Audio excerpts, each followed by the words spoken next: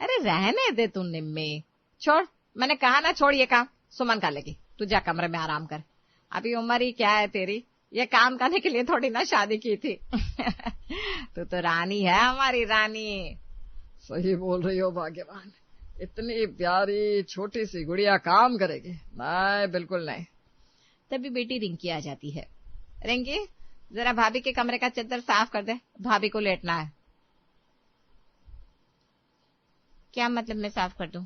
और मैं क्यों साफ कर दूं? वैसे मैं अभी अभी कॉलेज से आई हूँ, तो मुझे तो चाय पानी कुछ पूछो। अरे दीदी, मैंने तो नहीं बोला ना, मैं अभी बना लाती हूँ। वैसे भी आप छोटी हैं और मैं बड़ी। अरे बस बस, कैसे छोटी है? अब सारा जीवन पढ़ाई में निकाल देगी, शादी ब्याह करेगी नहीं तो क्या हमेशा छोटी ही बनी रहेगी? बस कर। रिंकी चाय का कप लेकर भाभी सुमन के कमरे में पहुंचती है। हदे यार, कॉलेज से आई नहीं कि काम पे लगा दो, जैसे मैं यहाँ नौकरानी हूँ। अरे आजा आजा, चाय ले आई? हाँ भाभी लो। एक बात बताओ, ये घर में चल क्या रहा है? हर टाइम निम्मी निम्मी निम्मी, निम्मी को आराम करना है, निम्मी को ये नहीं करना, निम्मी को वो नहीं करना, और हम तो जैसे नौकर है ना इस घर के। मुझे भी यही लगता है रिंकी, मैं भी तो बहू हूँ इस घर की। 2 साल हो गए मुझे यहाँ आए, लेकिन माँ और पापा का व्यवहार देखो मेरे साथ और उसके साथ, जमीन आसमान का फर्क है। बिल्कुल सही कहा भाभी आपने। वो आई अभी 6 महीने पहले और अभी से रानी बनी बैठी है। आपने तो शुरू से घर संभाला, रसोई देखी, सबका ख्याल रखा, और उसको तो हाथ भी नहीं लगाने देते किसी काम को। अरे वही तो, सुबह भी आराम से उठती है, मैं 5 बजे उठ जाती हूँ, नाश्ता बनाओ, टिफिन पैक करो, उसका तो जैसे कोई फर्ज ही नहीं है इस घर में। अरे भाभी, अब तो फिर भी बहू हो, मेरी सोचो। मैं तो इस घर की बेटी हूँ, बेटी को तो सबसे ज्यादा प्यार मिलना चाहिए कि नहीं? लेकिन यहाँ तो उल्टा है, बेटी से ज्यादा तवज्जो बहू को मिल रही है। ये कहाँ का इंसाफ है? सही बोला तूने। और सबसे बड़ी बात, मैं जब आई थी तो मुझसे किसी ने ये नहीं कहा था तू आराम कर। मुझे तो पहले दिन से ही रसोई में लगा दिया गया था। और अब ये नई नवेली को देखो क्या नखरे हो रहे हैं।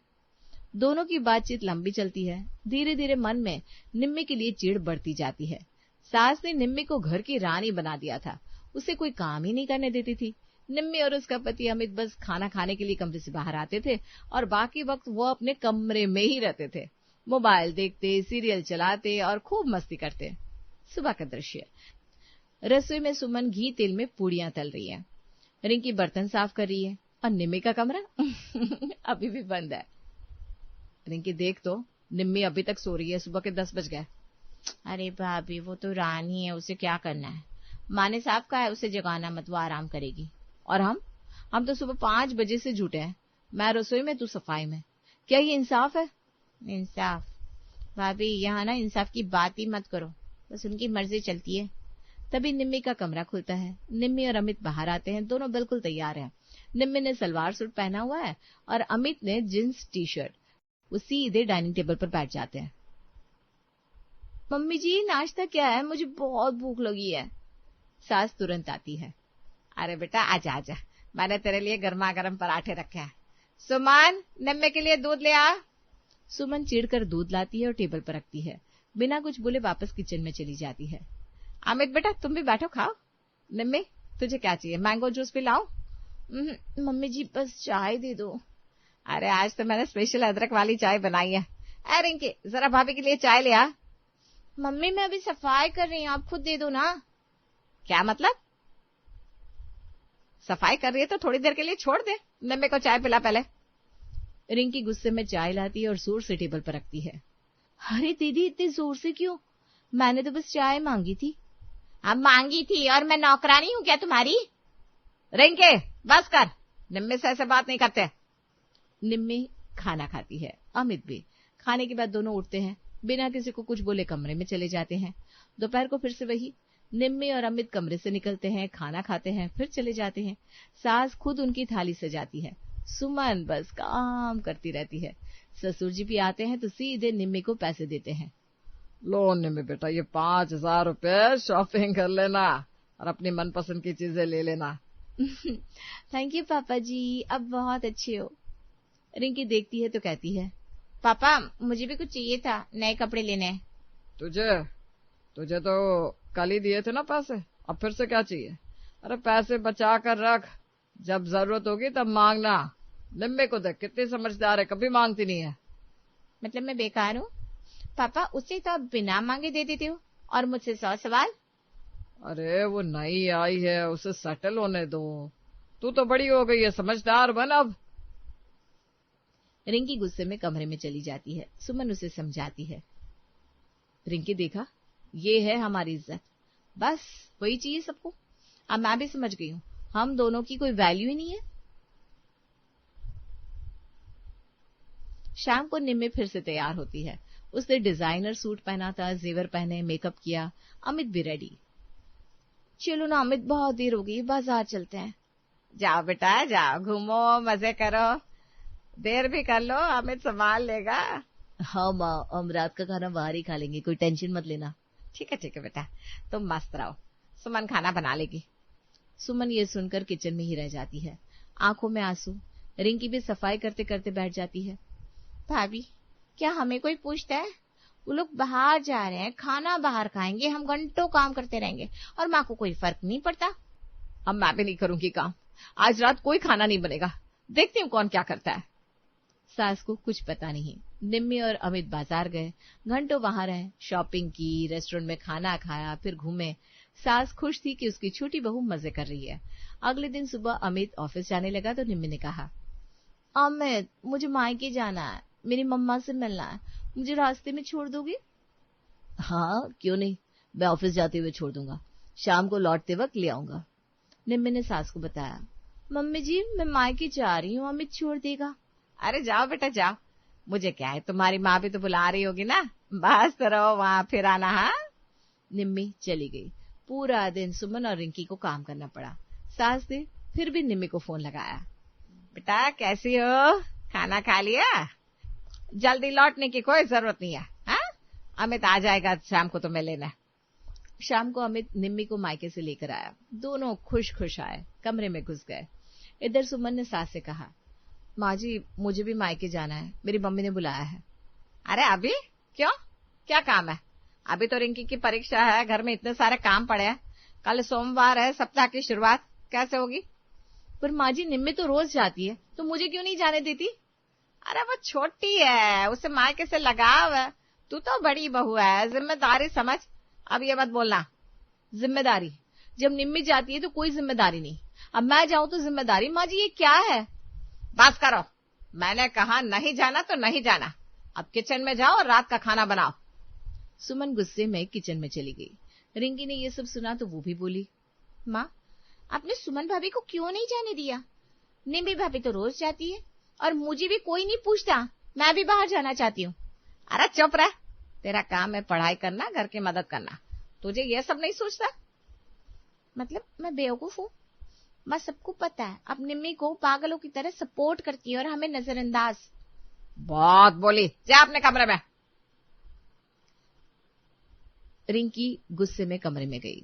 बड़ा भाई विवेक भी घर आया, सब देख रहा था।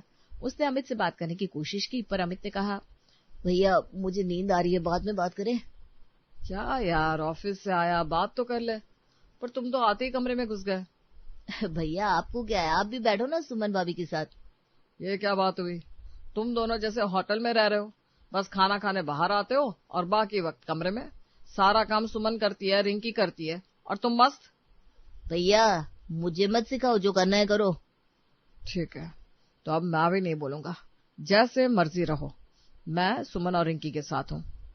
विवेक ने सुमन से कहा, सुमन अब इन लोगों को भाव मत देना, ना तो बात करना ना कुछ पूछना, देखते हैं कैसे चलता है। हाँ भैया आप सही कह रहे हैं, अब मैं भी चुप रहूंगी, बस अपना काम करूंगी, उनसे बात ही नहीं करूंगी। ठीक है, मैं ना तो उनसे बात करूंगी ना उनके काम आऊंगी। अमित भैया और उनकी पत्नी, बस इग्नोर करना है।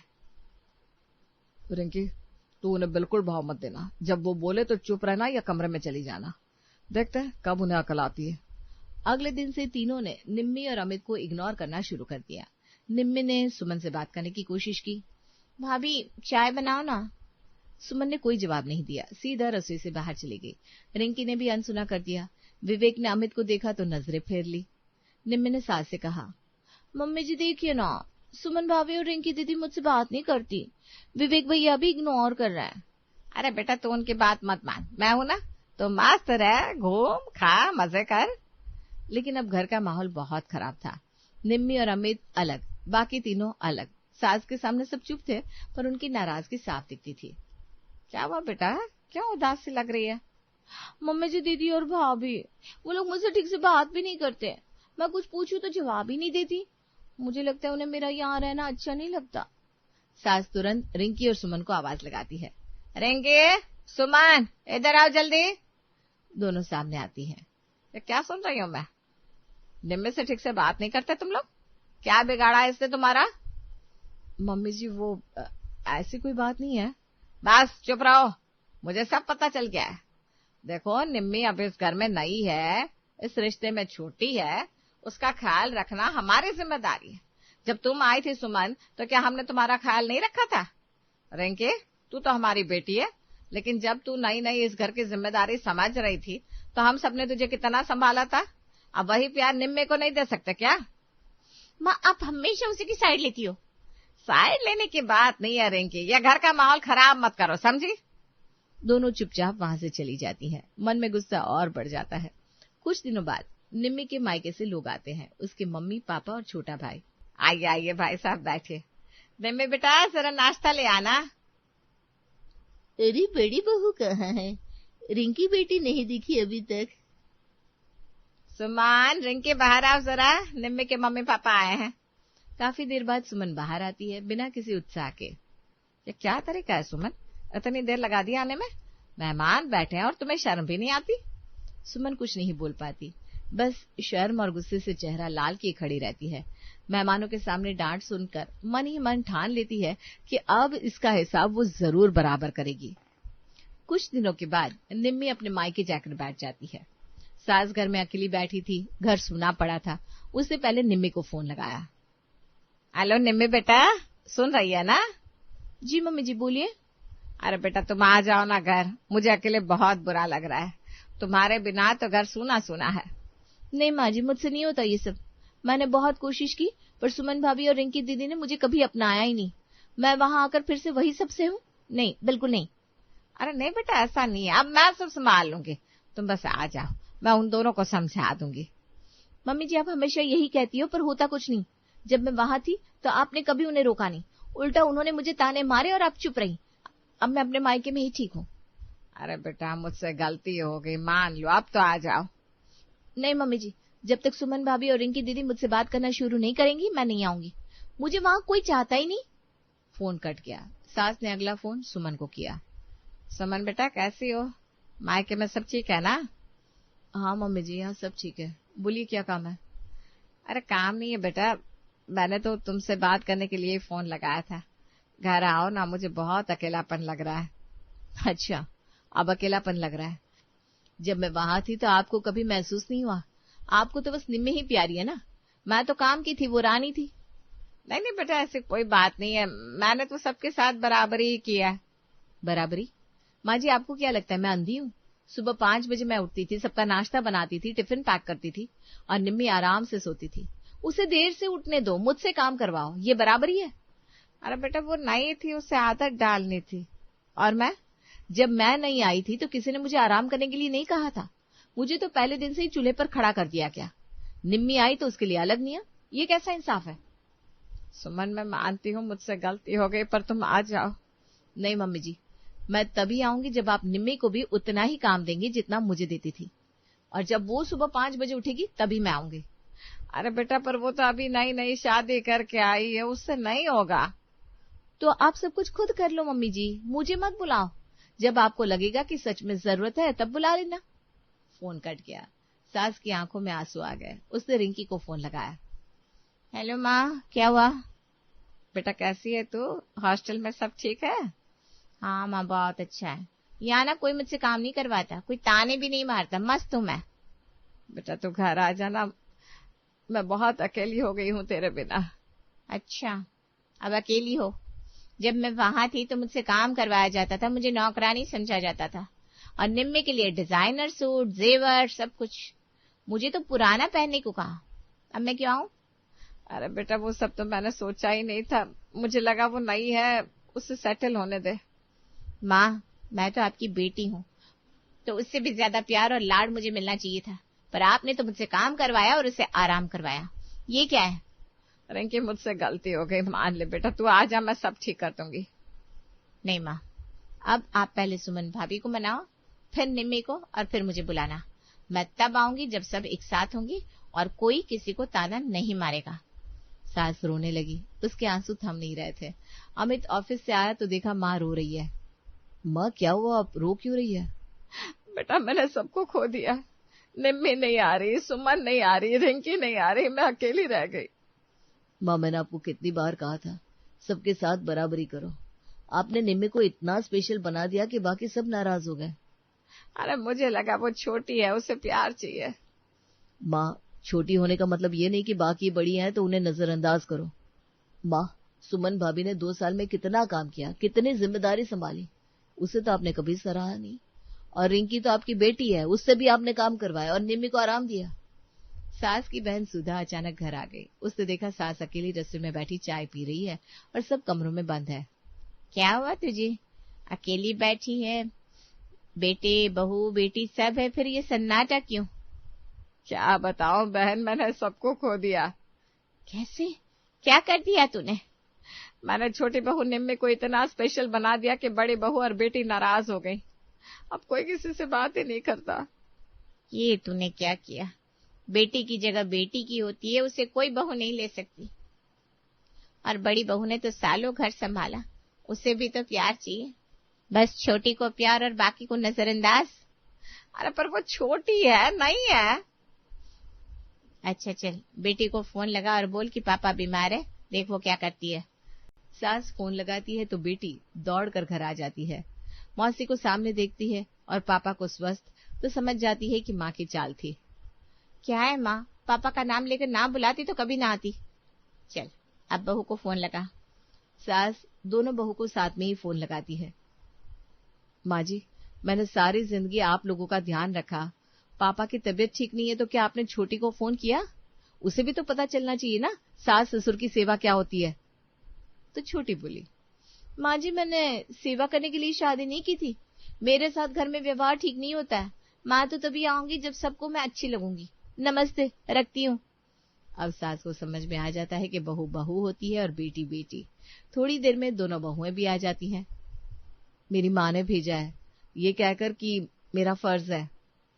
मेरे भी पापा ने ना कहा होता तो मैं कभी ना आती। सास समझ जाती है गलती कहाँ हुई। मुझे माफ कर दो छोटी बहू, मेरे कारण ही रिंकी और बड़ी बहू तुम्हें पसंद नहीं करती है। मैंने तुम्हें कुछ ज्यादा ही स्पेशल कर दिया, जबकि मेरे लिए सब एक जैसे ही है। चलो माँ, मौसी के बहाने ही सही तुम्हें समझ में तो आया। हाँ मम्मी जी, मेरी भी गलती थी, मैं खुद ही कुछ कर लेती। आपके प्यार दुलार का मैंने भी गलत फायदा उठा लिया, मुझे माफ कर दीजिए। बड़ी भाभी आप भी। अब क्या, अगली सुबह से घर घर लगने लगा। सब अपने काम में लगे, हंसना बोलना खिलखिलाना, फिर से घर खुशियों से भर गया।